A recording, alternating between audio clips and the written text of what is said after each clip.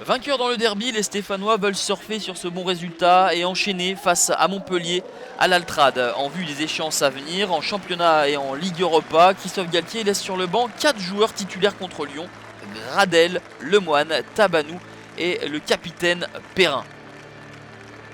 De son côté, Montpellier sort d'un match nul face à Caen et a gagné ses 2 matchs de championnat à l'Altrad face à Toulouse et Lévis-Tonon-Gaillard sur le score de 2-0 à chaque fois.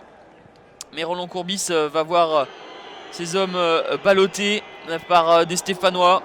Le coup franc de Molo est repoussé de façon peu académique par Laurent Pionnier, toujours titulaire en l'absence de Jourdain blessé. Le corner à suivre tiré par Molo, le ballon revient dans les pieds de Brison. Le contrôle de la tête de Ricky Van Volswinkel.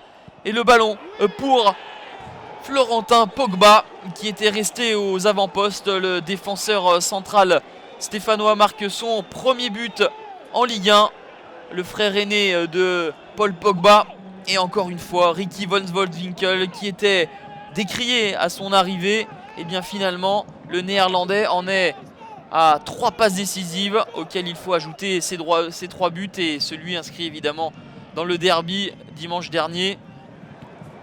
Saint-Etienne va même doubler la marque, toujours sur coup de pied arrêté, tiré par Molo. Et c'est Paul Baïs qui signait sa première titularisation avec Saint-Etienne. Et bien, il fête cette titularisation par un but, son premier sous les couleurs stéphanoises.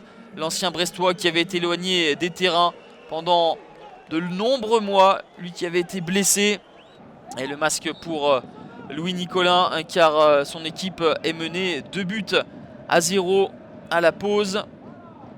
Et la physionomie du deuxième acte ressemble étrangement au premier, avec toujours les Verts dominateurs. La frappe de Cornier est repoussée par Pionnier. Une réaction pour les Montpelliérains avec le coup franc de Morgan Sanson dans la boîte. Et au terme de ce cafouillage, Stéphane Ruffier s'en sort bien. C'est vraiment uniquement sur coup de pied arrêté que les Héroltais mettent en difficulté l'arrière-garde stéphanoise. Monsieur Tual siffle la fin de cette rencontre sur le score de 2-0. Après le derby, les Verts confirment et signent un 7e match sans défaite en championnat pour occuper seul la 3e place avant le match de l'OL contre Reims.